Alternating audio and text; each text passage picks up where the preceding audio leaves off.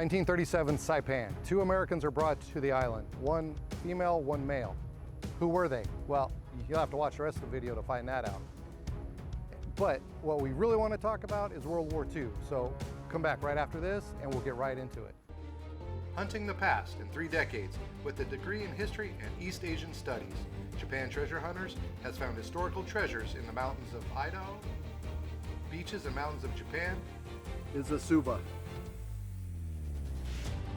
Iconic World War II locations, and now begins a new adventure to uncover lost history in the Pacific. In mid-1944, the next stage in the U.S. plan for the Pacific was to breach Japan's defensive perimeter in the Mariana Islands and to build bases there for the new long-range B-29 Super Fortress bomber to strike the Japanese homeland.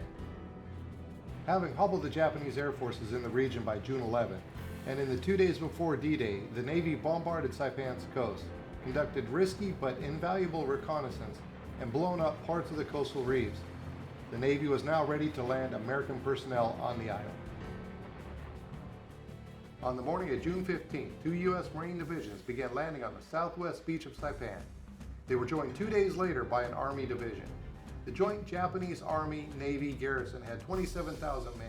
They had prepared effective beach defenses which caused the attacking Marines significant casualties, but the U.S. troops still managed to fight their way ashore.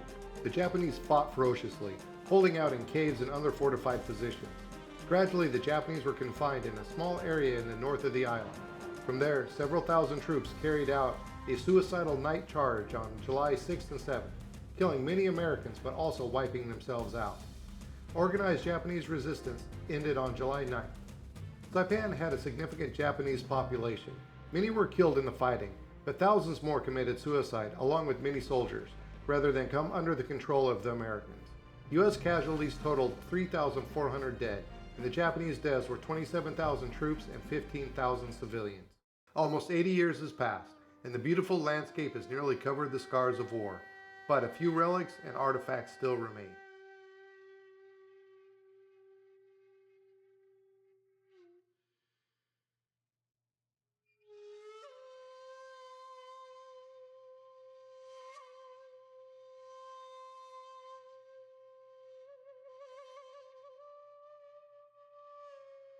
Okay, so here we are. We're at the Japanese last command post, which you can see the sign over there, maybe. The last resistance of fighting was on July 9th, 1944, and this was the last spot that they were. So you can see here there's some artifacts, some guns still here. So we're going to go up inside the command post now. Actually, we'll be able to walk around and get in from the other side.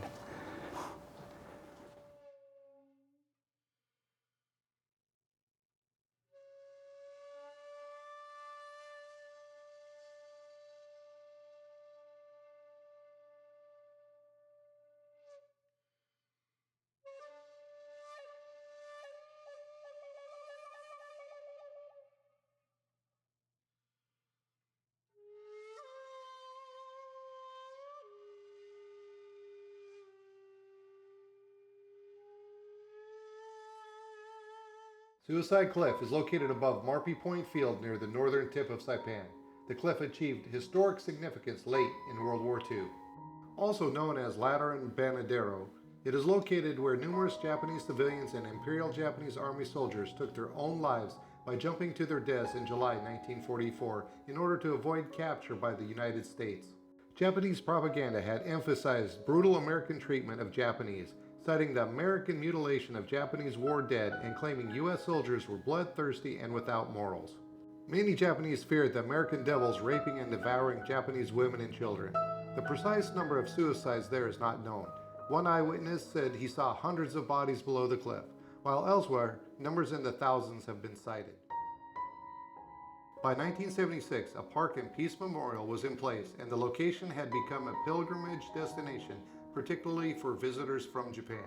Bonsai Cliff is a historical site at the northern tip of Saipan overlooking the Pacific Ocean. Towards the end of the Battle of Saipan in 1944, hundreds of Japanese civilians and soldiers of the Imperial Japanese Army jumped off the cliff to their deaths in the ocean and rocks below. This was to avoid being captured by the Americans. At Bonsai Cliff, some who jumped did not die and were captured by American ships. Towards the end of the day, it was pretty amazing just to stumble across this Japanese pillbox on the beach here in Saipan. Can you imagine 1944, this concealed with foliage? You'd never see it. And you'd probably have to be a pretty small guy to fit inside.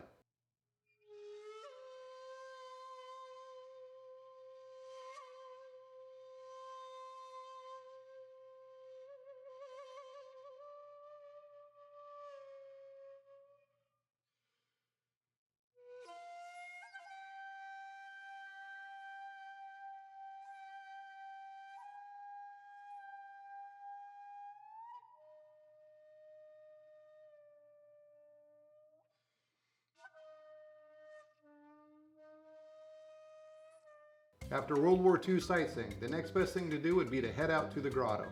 Be prepared to walk down some steep steps to the cobalt blue water below. It is a site for scuba, snorkeling. However, just to see the glowing blue light through the water was amazing enough and well worth the hike back up the 100 steps. And now to the mystery, Amelia Earhart. We're all familiar with her story. An incredible and brave woman took the world by storm. She was the first woman to fly the Atlantic, and she wanted to be the first person to fly around the world. Unfortunately, the story ends with her co-pilot and navigator Fred Noonan going missing on July 2nd, 1937. Of course, there are theories that abound, possible locations here and there, but nothing has really panned out. Possible evidence has gone missing, oral histories that have faded into memories. However, one possibility is that Amelia and Fred crashed on Gardner Island, which is now Nikumorodo. Approximately a year after the disappearance, in December 1938, new colonists to the island found the remains of a castaway initially thought to be male, but it was actually a northern female. Earhart was half German. It's possible that the stowaway lived on a rare clearing which was called the Seven due to its, looking like a seven, but it looks more like a capital A. And if you look at it today, it still looks like a capital A, more than 80 years later. All right, I'm standing on a very famous spot. Actually, it could be famous or it might not be famous. And that's the spot where American flyer Amelia Earhart and her co-pilot and navigator Fred Noonan have been rumored to have been taken by the Japanese to a prison camp. It's rumored. It is conjecture. It is lost oral history. And really, actually, there's nothing in writing to prove that she was here. There are some pictures showing her at a port, and it looked like her plane in the background is being lifted onto a Japanese ship. It looks like it. Is it for sure? Absolutely not.